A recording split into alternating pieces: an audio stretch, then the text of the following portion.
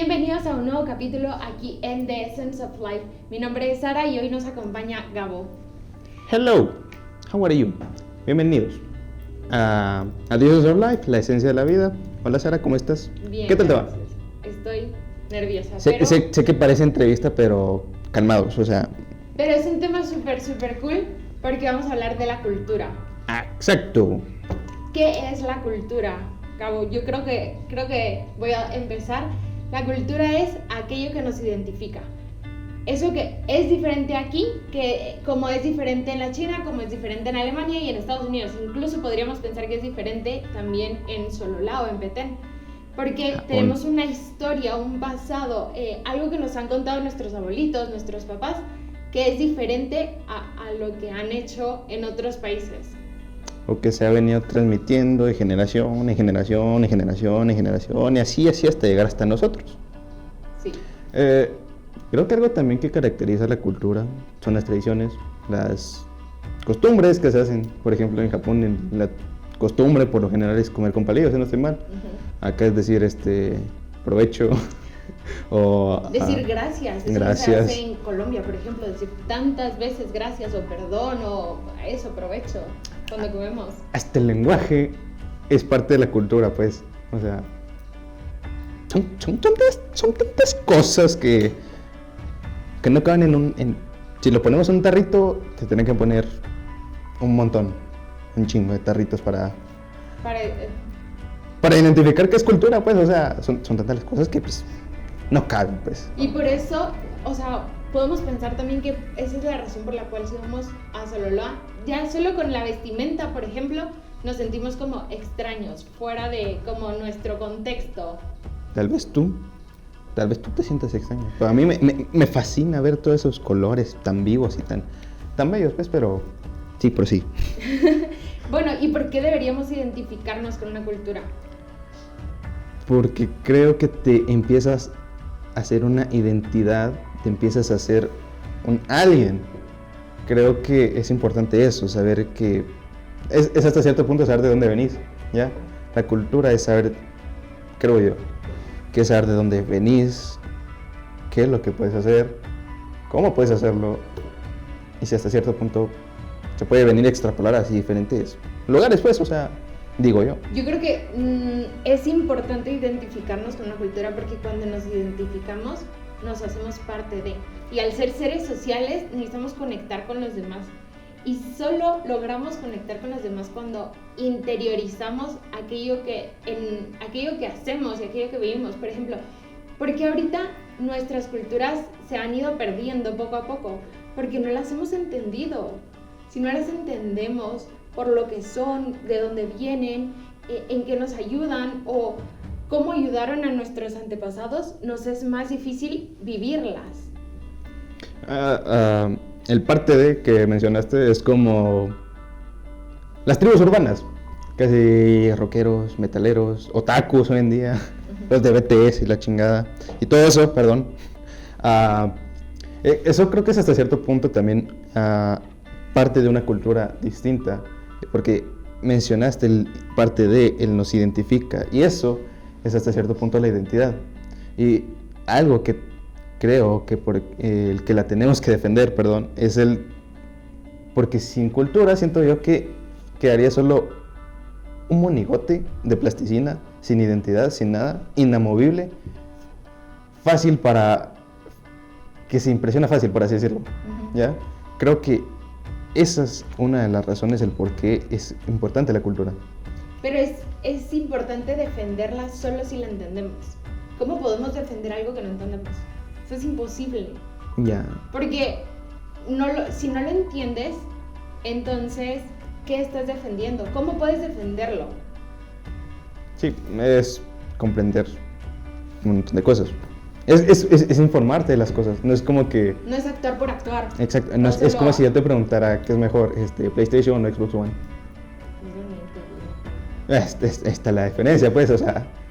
Es un ejemplo, pues, o sea, es como te dijera, es mejor Attack on Titan o es mejor Naruto. Te casi igual en las nubes, pues, sí. O sea, pues es mejor Edgar Allan Poe o H.P. Lovecraft. Yeah.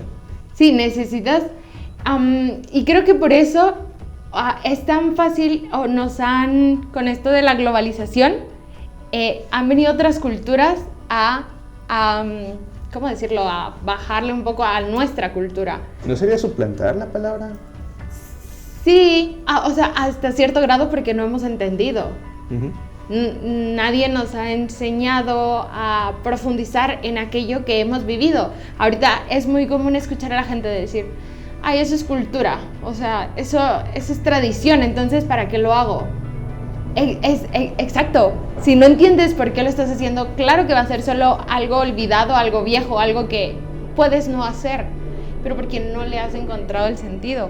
Y creo que es justamente eso lo que atenta contra la cultura, cuando no es algo que viene de fuera o porque nosotros mismos no la entendemos. Algo gracioso es que muchos que se creen, o muchos que les gusta algo que se creen de cierta cultura, por así decirlo, por ejemplo, dicen, no, es que yo soy de Japón porque me gusta mucho lo japonés y que no sé qué, sin saber el contexto real de las cosas. Por ejemplo, yo siento que un guatemalteco que no trabaja o que no se esfuerza mucho, en Japón va a ir a perder mucho. Ajá, exacto. O sea, ¿qué va a hacer pues? O sea, algo característico de la cultura de Japón es que son muy trabajadores. Pero eso muy rectos. Muy metidos en el trabajo, no por el trabajo mismo, sino porque necesitan hacerlo. Pero porque su contexto es diferente. Por ejemplo, el clima, es que ellos necesitan tener todo el equipo necesario para poder vivir como viven en un clima como el de allá. Pero el clima aquí no es el mismo clima de allá y por eso es que nos afecta tanto el lugar específico en el planeta en el que vivimos. Exacto. Pero volviendo al ejemplo del guatemalteco que se quiere ir a vivir a Japón porque no sé por qué sería la razón de irse a vivir allá, que sí, el nivel de vida es muy bueno, pero siento yo que nos deschavetaríamos muy rápido, o sea, nos volveríamos locos solo estar ahí un buen rato, no siendo turista, ¿ya? Porque siendo turista ya la cosa es distinta, hasta si viene un gringo acá a Guatemala, obviamente va a ver las cosas distintas, pues, o sea. Uh-huh. Por eso, digamos que si hablamos de defender la cultura, tendríamos que empezar con nosotros mismos, Uh-huh. ¿o no? Sí. ¿Cómo defenderías tú la cultura, por ejemplo? Yo, defender la cultura, nuestra cultura, decís vos. Sí. Ay, Dios mío, está complicado, pero no solo venir y recobrar leyendas que se han perdido, sino también haciendo ver que no solo es un color, un símbolo, sino es también las personas en sí, porque las personas son las que viven, las que trasplantan, las que dejan pasar de generación en generación las historias, las enseñanzas, la forma de comer, la forma de pararse, la forma de caminar, la forma de hablar. Uh-huh. ¿Qué serían? Los ¿modismos? Exacto, los modismos son los que van pasando de generación en generación. Uh-huh. El tratar de preservar todas y cada una de esas cosas. Digo, pero entonces empezarías por uno mismo, no exacto. Por como hablarle a la gente sobre la cultura, sino tú vivir la cultura. Así exacto. Es como empezarías a defenderla. Exacto, no solo promoviendo viniendo y diciendo leyendas, viniendo el porqué de estas cosas, sino también conociendo la historia de el contexto en el que estuvieron nuestros antepasados para entender por qué lo estamos haciendo como lo estamos haciendo. Exacto. Un ejemplo de ello es por qué hacemos el pepián es un platillo, supongámoslo, es un platillo que viene de la época colonial, si no estoy mal, un poco antes.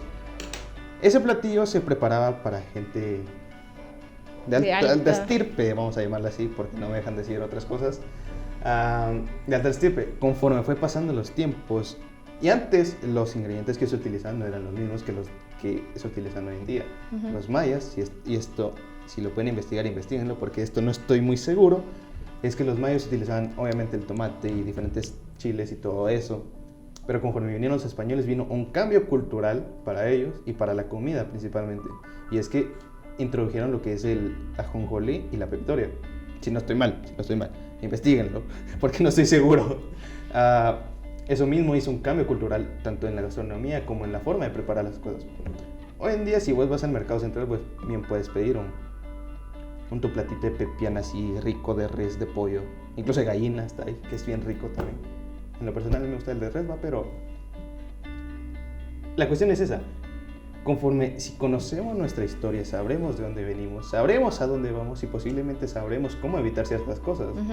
Saber el porqué de las cosas. Y no solo venir y preservar eso, sino también cuidar el patrimonio tangible e intangible, como bien nos pueden ser las danzas, el rabinal achí y todo ese montón de cosas que hay en Guatemala que muchos desgraciadamente no conocen o que no participan en ello o que no visitan un lugar tan cercano como puede ser Camilanjuy o un museo para venir y alimentar más ese alma histórica que tiene la persona. Ahora, la cultura también es lo que nosotros hagamos hoy. Eso va a generar una cultura para el mañana, ¿o no?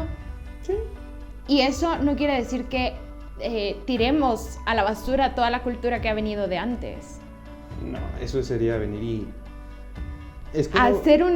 no hacer una nueva cultura, pero la cultura cambia, eso, y eso está bien también.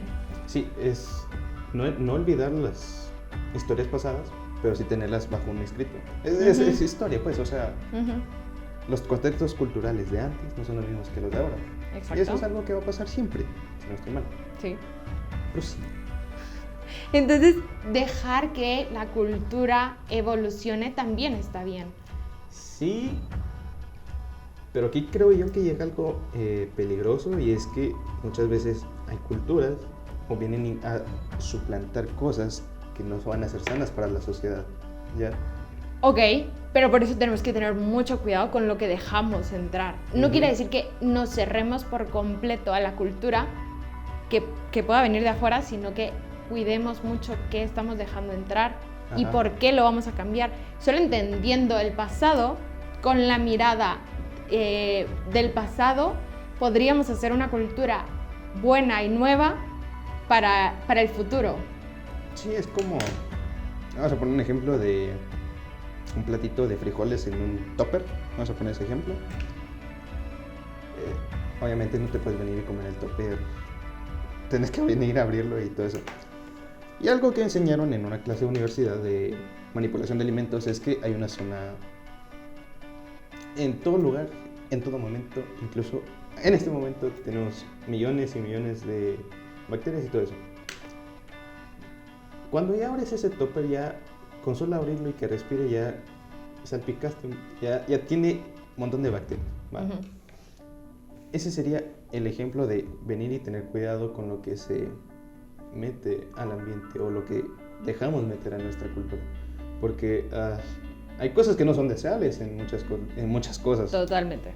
Entonces se tiene que tener cuidado con lo que se quiere meter, perdón. Y es por eso que también tiene que estar el espíritu crítico, el saber por qué se está haciendo eso. Es como... ¿Por qué y para qué? Ajá. Pero es importante que nos preguntamos ese por qué y para qué. Sí, el cuestionar. En todo. El preguntarse el por qué se está haciendo esto, el por qué de esto, el por qué de lo otro. Incluso el por qué el color de una cortina. Y los colores. Un montón de cosas que se pueden venir a explotar aquí. Bueno, Gabriel, muchísimas gracias por esta conversación. Gracias a todos. ¿Por qué tan formal, chica? ¿Por qué, insisto, por qué tan formal? Es como si me estuvieras despidiéndome a mí, como que, sí, es un invitado más, sáquenlo ya. O sea, Gabriel, ¿por qué tan formal? O sea, ¿por qué? ¿Por qué?